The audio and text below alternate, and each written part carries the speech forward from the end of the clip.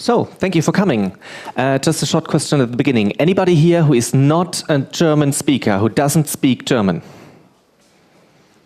Okay, if you want to, we can switch to German. Is that okay? Is it fine with a okay. Also dann auch gerne in Deutsch. Macht das Ganze ein bisschen einfacher. Genau.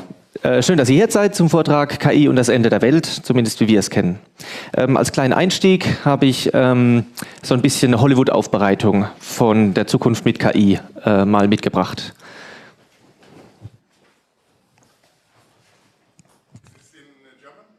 I just asked, are you English? I'm not German. Okay, so we'll switch to English, no problem.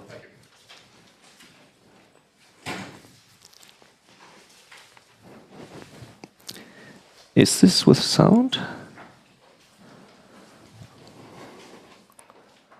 Oh, the sound doesn't work. Okay. Well, if it doesn't, we can just skip. It's just no problem.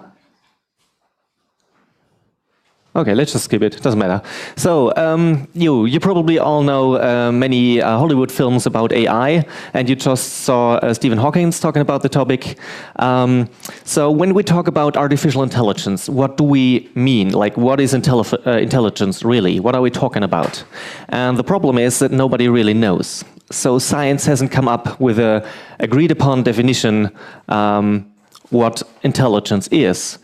And so it's a bit problematic to talk about artificial intelligence. There was a famous guy called Alan Turing, and he came up with an idea, being that nobody knows what intelligence is, but we all agree that humans are intelligent. So if humans are intelligent and we can't distinguish a machine from a human, then the machine must be intelligent, whatever that means. So this is the way he came up with the Turing test. At the time, he defined it as a chat competition or chat test or talk-to test, but this is essentially the idea behind it, right? If we can't distinguish a human from a machine, the machine has to be intelligent. And yeah, it turned out to be some form of joke in the AI community, being that whatever problem we define as to be an AI problem, once it's solved, people decide that it's not an AI problem anymore. For instance, in the 50s, 60s, 70s, they said that chess is a very complicated game, and in order to be able to play chess, the machine would have to be like very intelligent, like strategic planning and everything. So if a machine could ever play chess, then this surely would be an intelligent machine, right? So IBM came up with Blue, what's its name?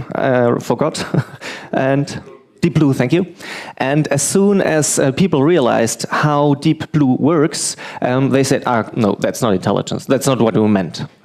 And then they said, okay, language. Like, language is a very, hard thing with subtleties and all ambiguities and jokes and all of that, irony and stuff. And if we can get a machine to understand human language, then this surely needs to be intelligent, right? So again, IBM came up with Watson this time to play Jeopardy, and alas, people said, no, okay, this is like, it's a narrow form of intelligence, but it's not what we meant when we said artificial intelligence. And may that destroy, qualify. And the latest frontier that fell was the game Go. So people said, okay, there are more possibilities of the board then there are stars in the universe. So if a machine can play Go, then it surely must be intelligent. And the same. So now we have a machine that can do that, and still we don't say it's what we understand as a general intelligence. Okay, so where are we today? Well, as I just said, we have intelligence, so it's doing some things, but it's not intelligent in a general sense. So the AI we have today lacks empathy, has poor impulse control, has problems with plannings and foresight, poor behavioral constraints. So actually that is the textbook definition of a psychopath. Maybe that's the reason that people think that we will end in war. Like this is the famous movie plot. Everybody knows the documentary, right? Terminator. And this is sure how it's going to be, right? Well, I mean, it's a great movie plot and it's very, very intense. But is it realistic in any way, conceivably? Well, if you think about how we compare against machines, like we would in a war, our neurons, the biological neurons, operate at 200 hertz. That's how fast the individual neurons in the brain can switch. Well, that's what we have today as CPUs. Then the electronical signal in the nerve travels with about 120 meters per second, meaning that if you want, for instance, if you want to throw a ball, you have to give the order to let go of the ball when your hand is still there, right? Because in the time your hand makes that movement, you cannot wait until your hand is here for your brain to send the signal to let go of the ball, because it would be too late. You have to, when you make that throwing movement, your brain has to send the signal to let go of the ball when your hand is still here. That's why it's so hard to learn to walk, you know, throw balls, play tennis, do anything like that, because your brain essentially has to anticipate what is going to happen and send the according signals and commands when it hasn't happened yet. So we, as humans, we can't wait until the ball is here. We have to decide what to do before the ball is here in order to be able to make the movement. In contrast, obviously, to the machine. This is very interesting. If we say that the operation is comparable, which is currently not, because with a machine we simulate a neuron. But if it was comparable, when for you 1 second passes, because of that vast difference, for the machine 63 years pass. Right? So if we assume we operate at the same speed of thinking, then when 1 second for you passes, the machine has 63 years time to make the decision what to answer, for instance, or how to dodge the bullet in the war.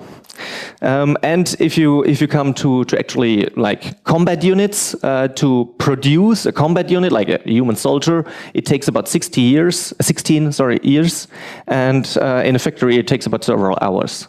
So if we ever get into a situation where we have a war against machines, there's not chance that we will win. So I just want to make that very clear. Another comparison.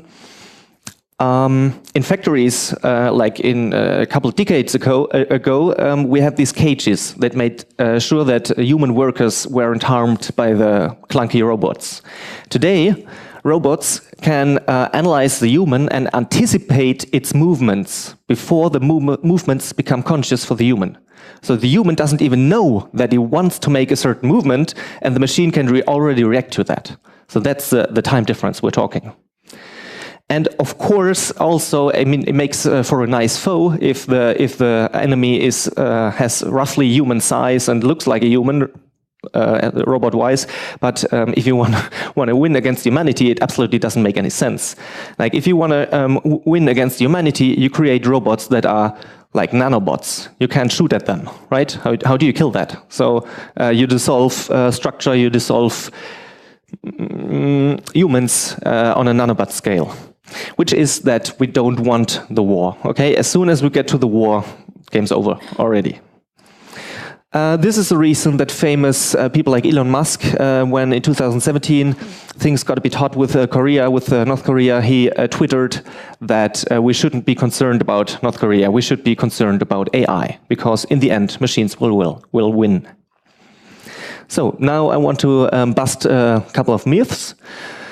Some people think that only Luddites worry about AI, and as you just saw, Stephen Hawking, Elon Musk, Bill Gates, many famous researchers think that AI should be worried about. The people, like with Terminator, think that the problem is that AI might turn evil. But this is actually not the problem. The problem is, as soon as we are not 100% aligned, it's a problem. So, and I'll get back to that later. And of course, not robots are the main concern. We don't need a body representation. As soon as the AI is connected to the internet, it can just, shut us down or do whatever it wants. So here's a joke. You're the most advanced robot, and out of my fear of the future, I order you to destroy all human-created unfriendly intelligences. Soon, moments before all humans were killed. So the problem is, what does the AI understand if we give it an order? For instance, if I say, make me happy, okay, what does it mean to make me happy? It could mean, create a matrix and have me be the rock star, while all other people are simulated and I'm the only real person in there, or which is much more efficient, just put my brain into serotonin, right? So I'm happy. But this is surely not what we want. So the problem here is, and this is already was talked about in the Greek mythology, King Midas, if we make a wish, we must make sure that this wish is what we actually want. So King Midas, for instance, he wanted that everything he touched would turn into gold. The problem was that he couldn't eat anymore because his food turned into gold. He couldn't drink anymore because his, wine turned into gold. And eventually also he touched his daughter, which promptly turned into gold. So this surely wasn't what he intended. So this is the same thing essentially could happen to us. Whatever we wish could be granted to the letter. If we say, okay, we just need to teach the AI common sense and morality, well, it turns out that common sense is not as common as we think, and morality is a very different thing for each of us, and also for people living in China or Russia or whatever in the world. So as long as philosophy doesn't provide us with a flawless and consistent morality, which it hasn't so far, this is not the way to go. This won't help us. Okay, let's talk about how intelligent is an AI going to be. Well, if you take the intelligence staircase, so to say, and you have an ant and a chicken and a monkey, and here you have the humans, and on that staircase you have all humans from the dumbest guy in the village to Albert Einstein, right? So all on the same level. And then you take an AI, and you let the AI improve itself. You let the AI, which we call seed AI, and then intelligence explosion. Okay, so the AI improves its own hardware and improves its own software, and within, minutes, days, months, whatever, you have that. Okay, we can't even fathom what an AI that would be as intelligent as that would want to do. We have no way of understanding. We have no way of forecasting, of telling. And if the AI wanted something, it could just happen that would be in the way. So it doesn't need to be, as I said, it doesn't need to be bad or malicious. It doesn't need to hate us. So there's an example. If we want to build a road and there's an anthill where we want to build a road, we don't hate ants. We just want to build the roads. Goodbye anthill, right? So the same could happen to us. If the AI want to do something, anything, doesn't matter, and we happen to be in the way, well, bad for us. No harm, no bad feelings intended, right? So, yeah. And the question is, when will that happen? So here is the point where we create a real general AI that can improve itself, and then we have that intelligence explosion. And we are here. Okay, we don't know where we are. We don't know if this is in 1 year, in 5 years, in 50 years, whatever. We don't know. It will happen at some point. So all of the scientists agree that this will happen. They just disagree on when. But in the meantime, I want to talk about something different, which is, AI becomes self-aware and rebel against human control, and AI becomes advanced enough to control unstoppable swarms of killer robots. Okay, this is the time I now want to talk about. Okay, essentially, I made a short graph, so we are here today, tomorrow, whatever that means, 1 year, 2 years, then short term, whatever that means. So I'm very vague here because I'm not really interested when it actually will happen. I just say that it will happen at some point. Whether this are 5 years or 10 years or 20, doesn't matter for me. And then at some point we will have, as I just said, autonomous artificial superintelligence. So, and we are here. So what's the state of AI today? So,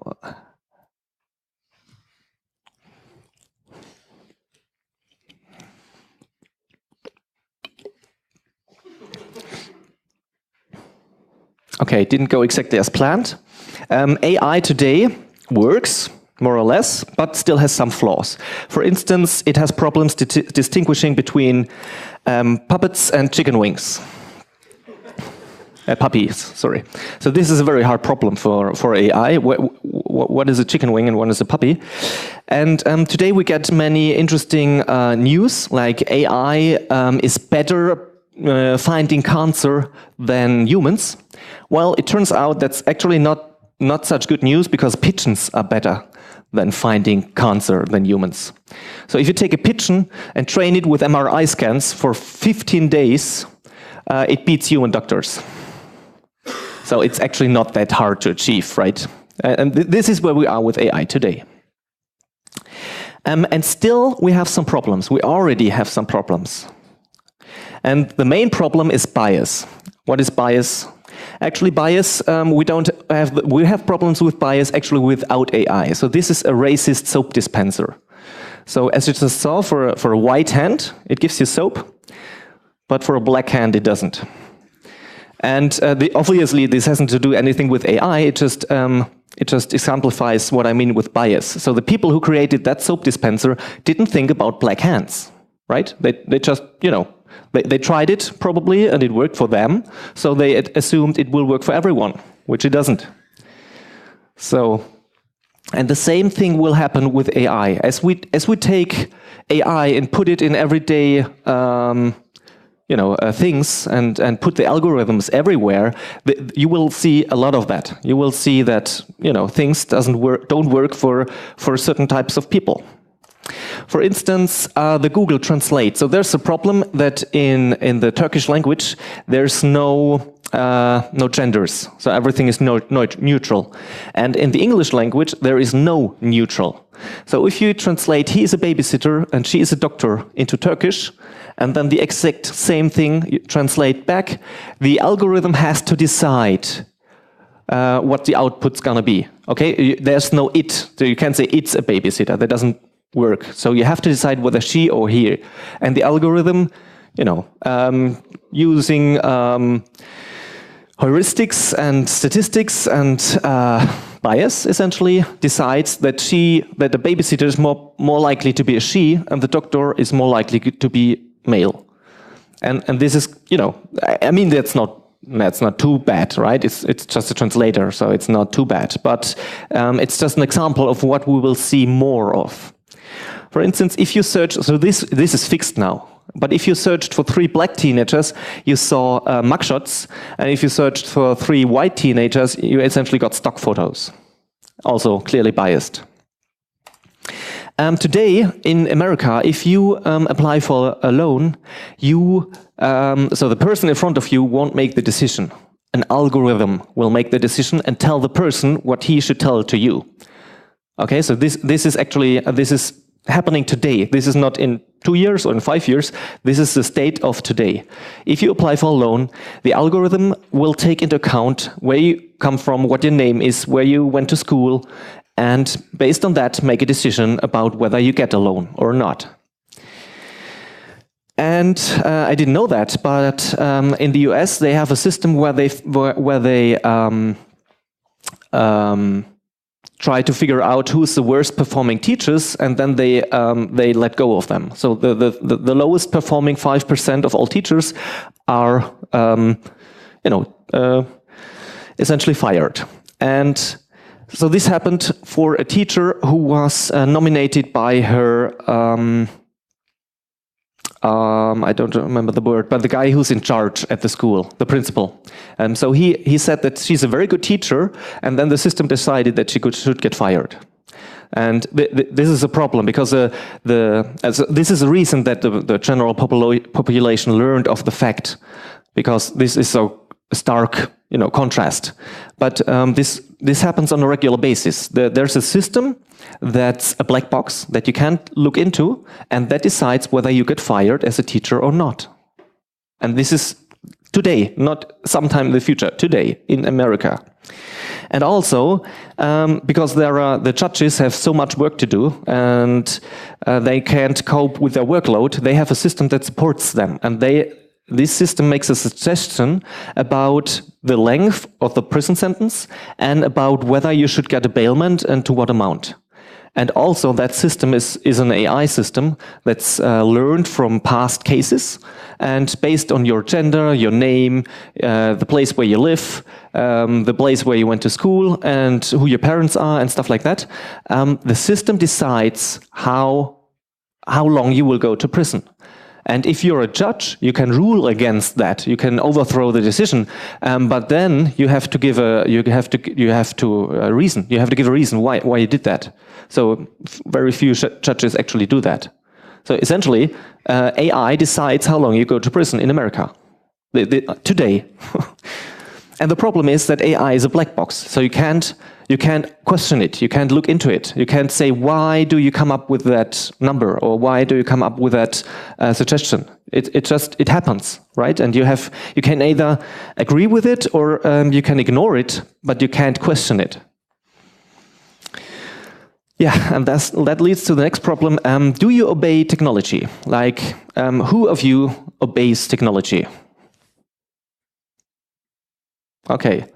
If you're driving a car, who is ignoring the traffic light? Nobody, right? 5 years ago or 10 years ago, if you wanted to go somewhere where you've never been, you would look it up on the map. Today, I get in the car, like myself, I get in the car and say, okay, bring me to my holiday. And I don't, it's 1,000 kilometers, and I never looked in the map even once. I just totally trust the GP, the system that leads me there, right? And the next thing is that I don't even have to drive anymore. So the system drives for me. So I totally, this is what I want to say is, this is a slippery slope. Like we start with convenience, and then eventually we end with life support. So the system we depend on the system in such a strong way that without the system, like if our children don't learn how to drive, and I think that this will be the case, then if there's a breakdown, if the satellites crash or something, then they won't be able to go anywhere, right? And I mean, this is just driving. But this also happens for other important things, like in my local village, there's a pharmacy that just recently installed such a robot. So they don't have to go and grab things from the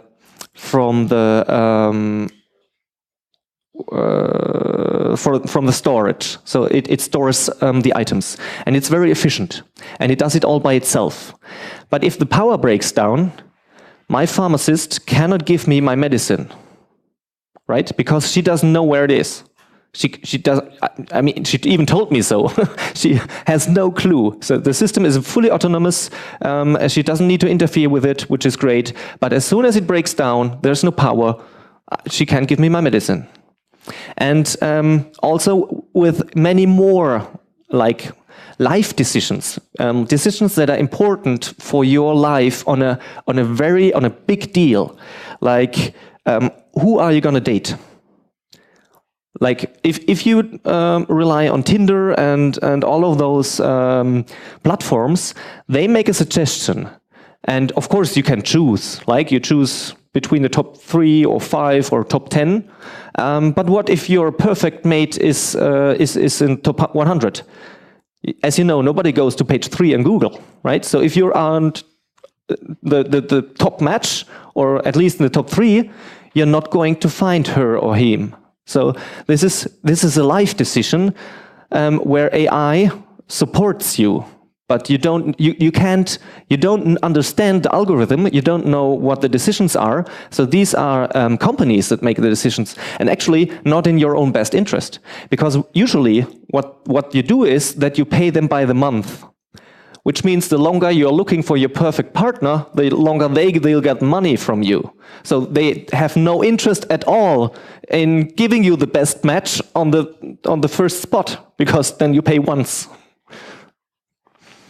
And also for jobs, where are you going to work at? So LinkedIn makes jobs suggestions. Where should you work at? And even on the on the employer side, they get a bunch of applications, and then LinkedIn or other algorithms help them decide who to employ. So there's a lot of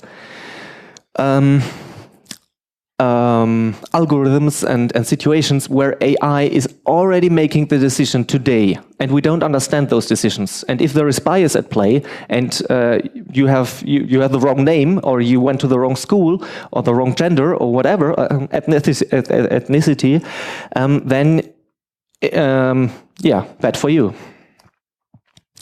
Okay, this is today. Like it's serious, but not too bad in a way, because as the intelligence of the AI increases, errors are going to be more severe. They're gonna have more severe consequences, and we're going to face unemployment. This is already talked about in the media. So what I want to say is that, for instance, if you have self-driving cars and the AI in the self-driving car makes an error, then maybe you die, right? Probably the AI is better at driving than you or than most humans, so there will be less casualties with AI driving. This is a broadly accepted statement, but still, every error that is made could potentially end a human life. And yeah, robots will take our jobs.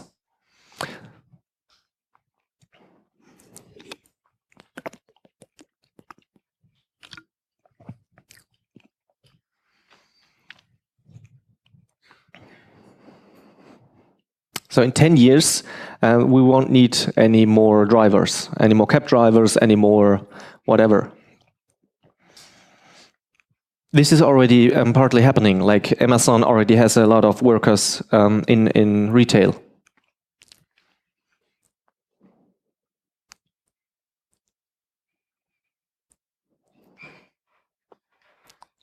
So as you just said, as you just read, with 50% chance, AI will outperform all humans, or humans in all tasks, which means there are essentially no jobs left with a 50% chance. And we had a similar situation already 1811 to 17, when the mechanized looms were created, and the Luddites started to destroy them. And what essentially happened was that a lot of soldiers were sent to end the revolt, and that destroying a mechanized loom was penalized with death. So people were killed for breaking machines, and perhaps this will happen again. Like we have 200 years ago, like 90% of all humans were working in agriculture, meaning farming and herding, and today it's like less than 1%. And we had 200 years to accommodate to the situation, to that job loss. Like it happened before, right? So machines took over human jobs. It happened before. Maybe we can just cope with that again. But we'll see. We don't know yet. And what and also in between there were like the French Revolution and stuff. So very drastic changes happened in between, and it could be that those drastic things might be in the future for us as well. Some of that we already see. For instance, the amount of money or the amount of property owned by the top 0.1% in US is soon to be more than the rest owned by the 90% of the bottom of the US. So this crossover is going to happen. And the income also is increasing at the sea level the most, which means that jobs we're gonna have less jobs, and fewer people, the ones with the machines, essentially are going to decide what's going to happen. And also there's another point, which is that jobs are a form of identification for humans. If you lose, like there's this dating site in Germany where you don't see the name, you only see the job. So, which means that the job essentially is more important than the name for that, according to that dating site. And if you lose your job, if you say unemployed, well, who's going to date you, right?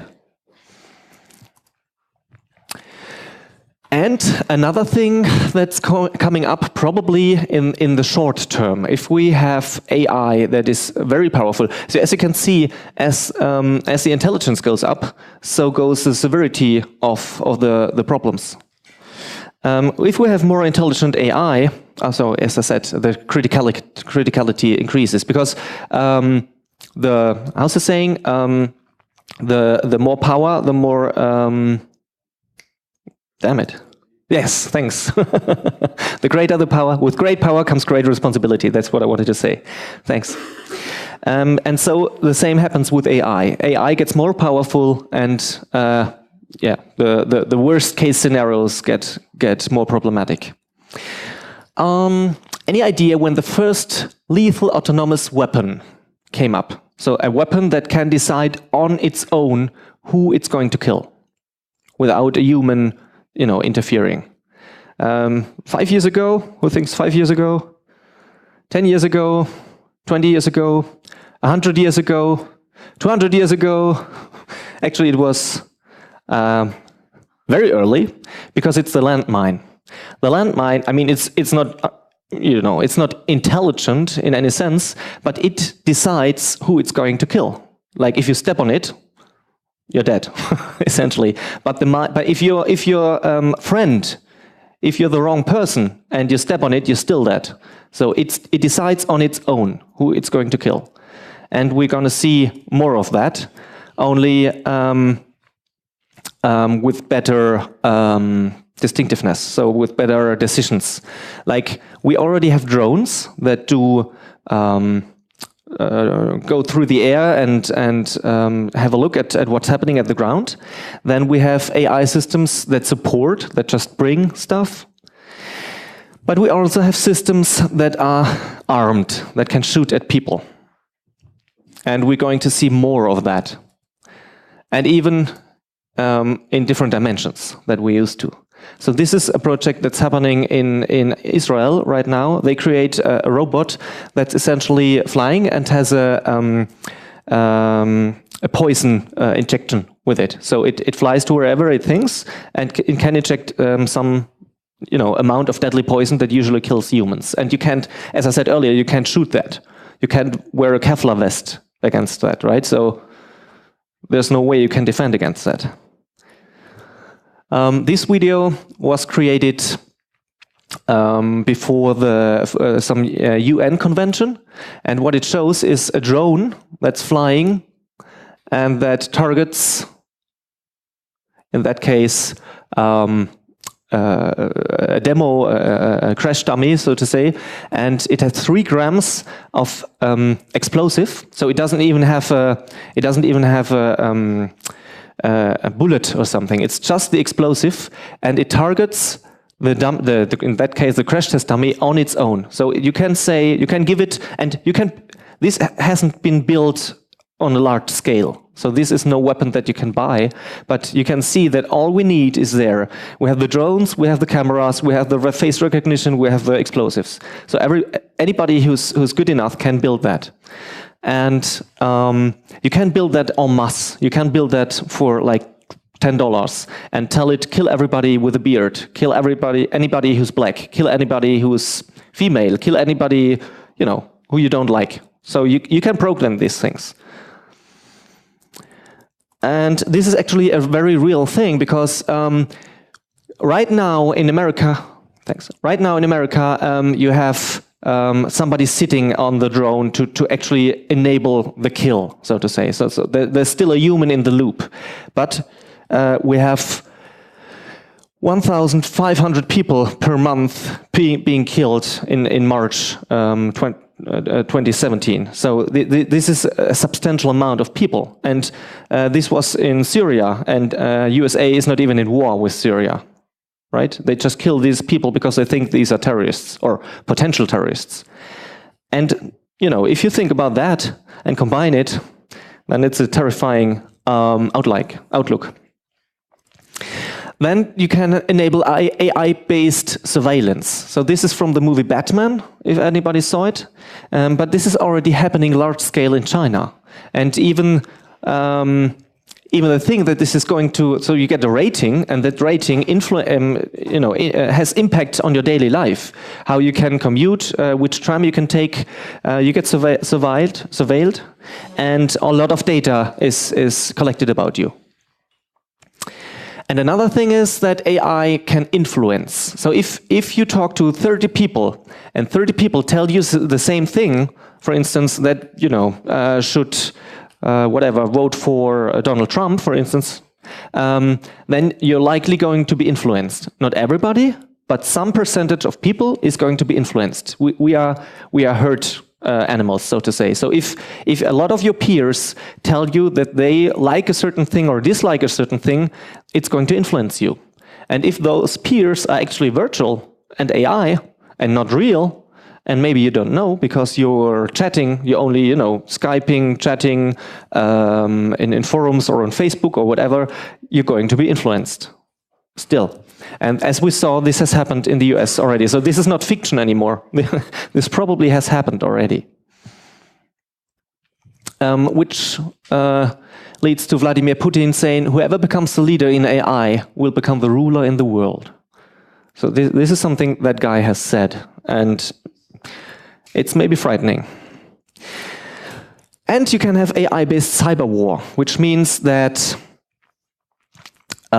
so if you have an AI that is intelligent enough, then it can hack into whatever system it wants. So the biggest bank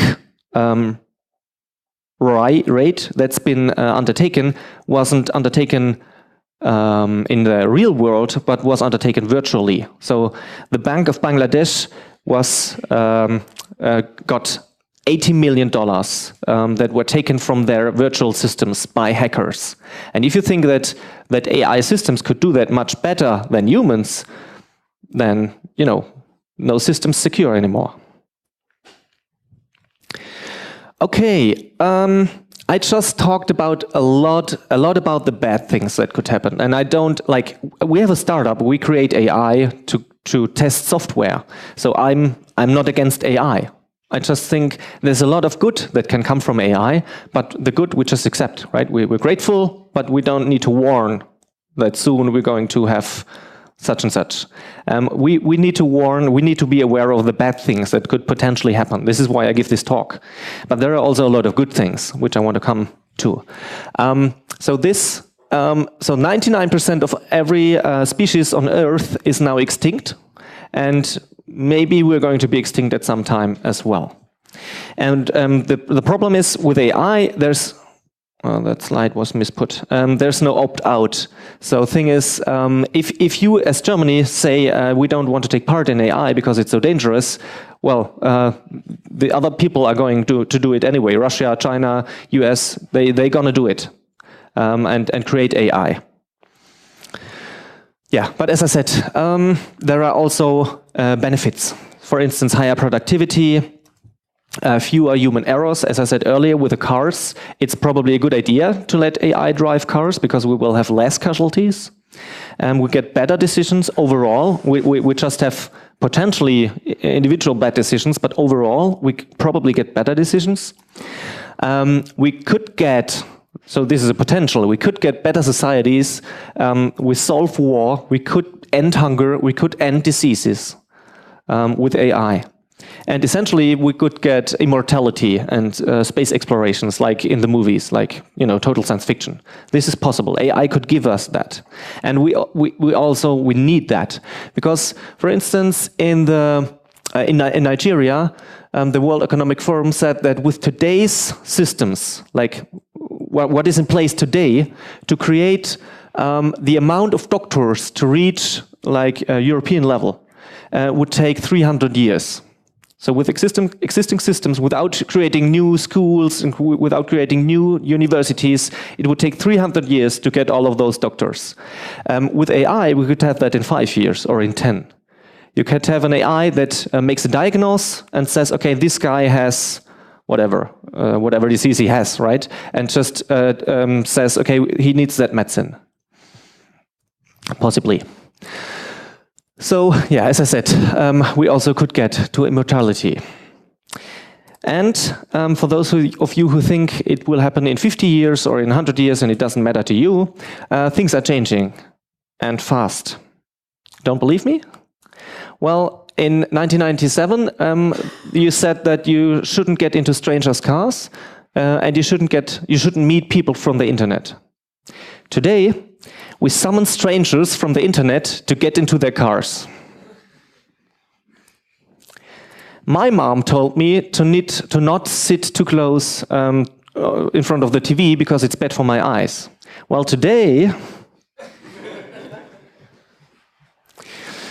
you probably know all about that graph, which is that you know, we have an exponential curve, so it's doubling essentially every time or every year, and we are badly wired to understand what that means. So if you compare the calculation power per second to the Lake Michigan, then this is what is going to happen. And you know, you have that amount of calculations, and you don't even see it on the bottom, right? You can't recognize it, and it fills at the end. It fills very fast. So let me give you just that again. So this is what exponential growth means.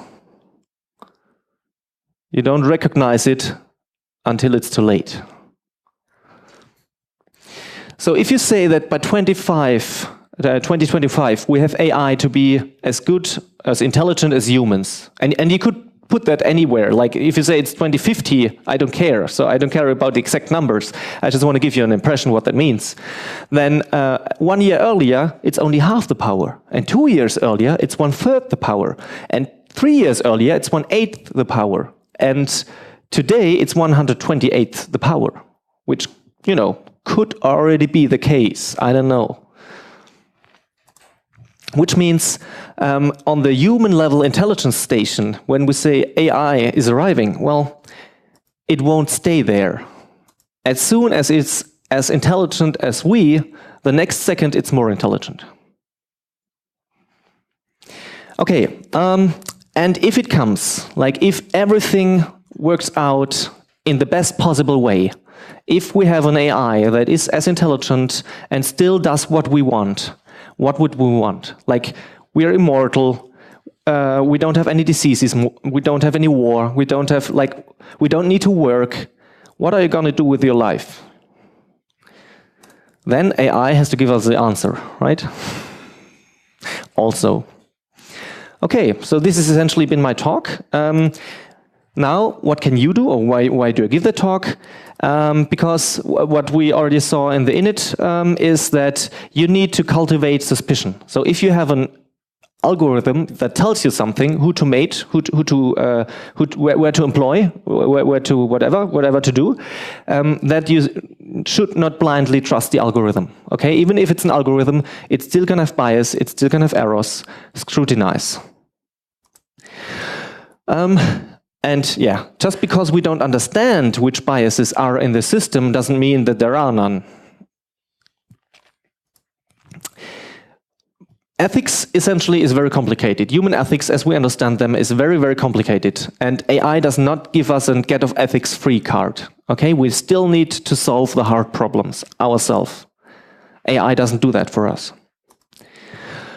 So if you think this is essentially a good idea to tell others, then you can, so these are some institutions that are working on those hard problems with AI, and you can raise awareness and you can contribute. Now, for me, as I already said, we are a startup. We use AI to test software. So if you happen to have software your own, you may want to check us out, because we use AI to find problems in your code. If you want to dive deeper into that, there's a blog that's called Wait But Why, and it's very much recommended. So it has very many interesting, many of the pictures that you saw were from that blog actually. So I would recommend reading that, but it's very long, so it takes time. There are some movies, Animatrix, for those of you who know Matrix. So Animatrix is the movie that explains how it came to be, what happened, such that we had the Matrix, and Transcendence by Johnny Depp. And if you like to read, then there's Origin by Dan Brown, or if you like it a bit funny, there's The Quality Land from Mark-Uwe Kling. Okay, that's essentially my talk. Thanks for coming, thanks for listening. Please give me a good grade if you liked it. Now, are there any questions?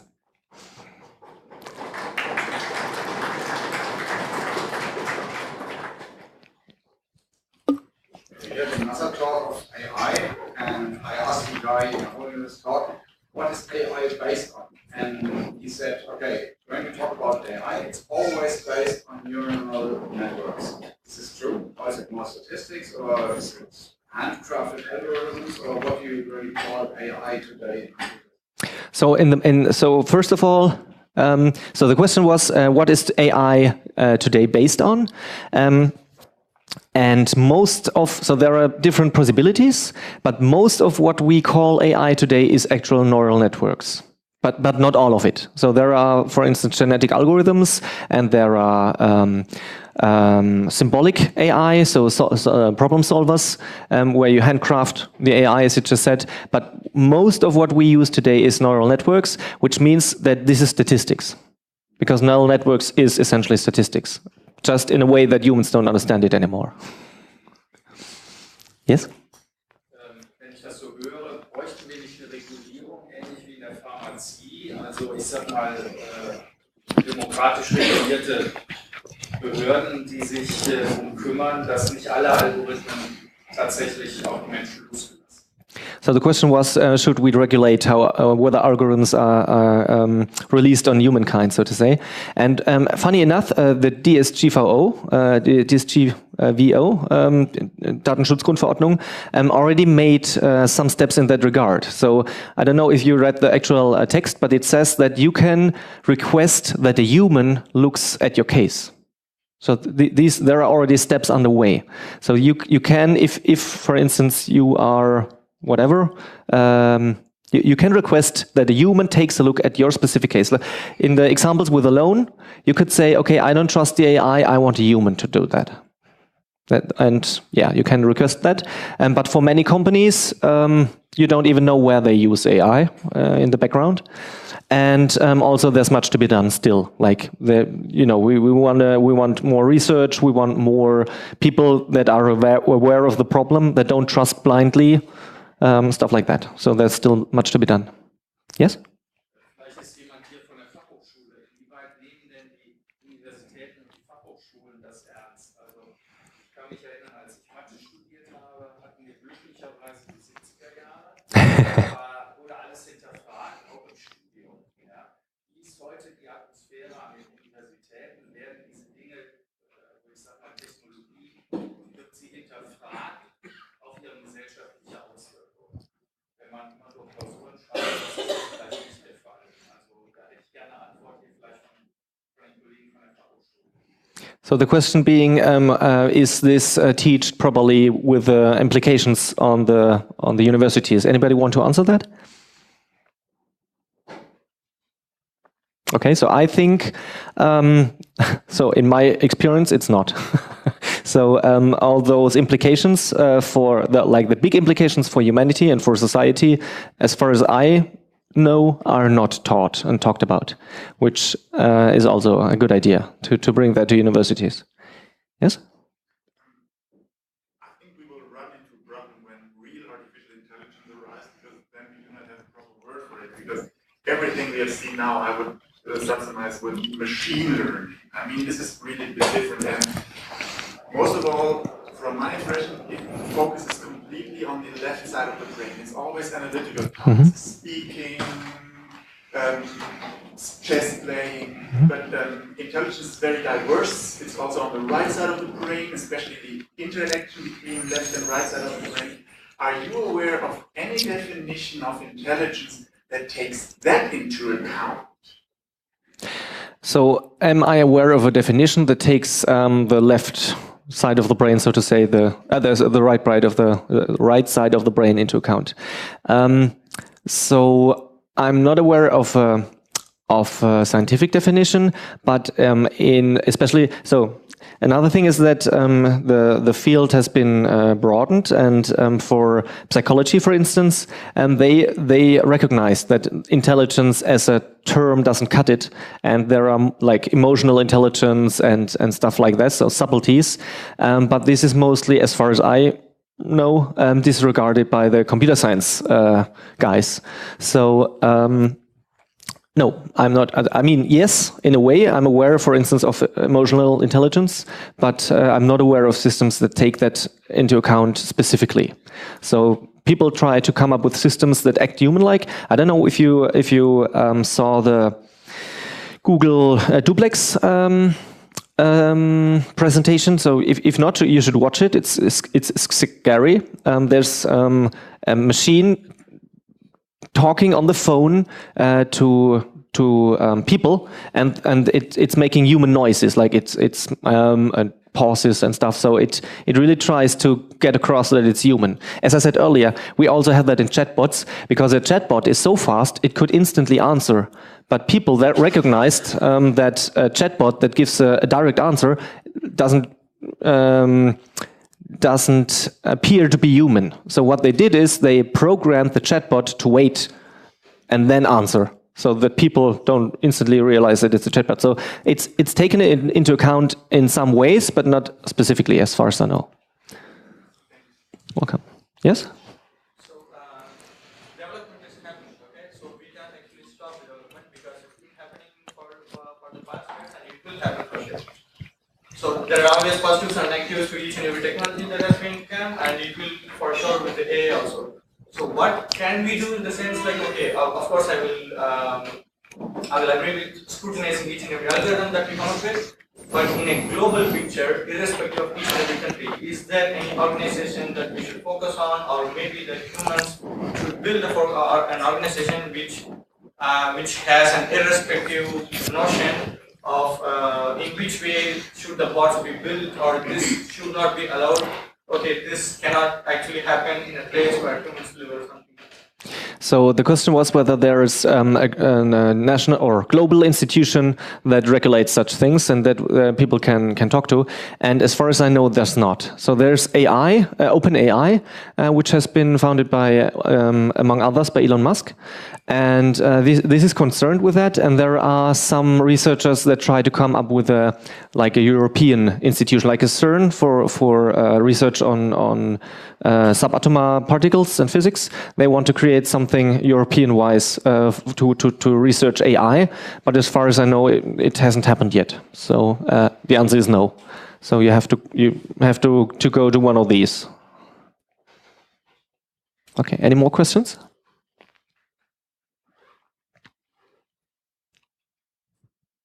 Okay. So thank you for your time. Thank you for listening. I hope it was interesting, and yeah, hope to see you again.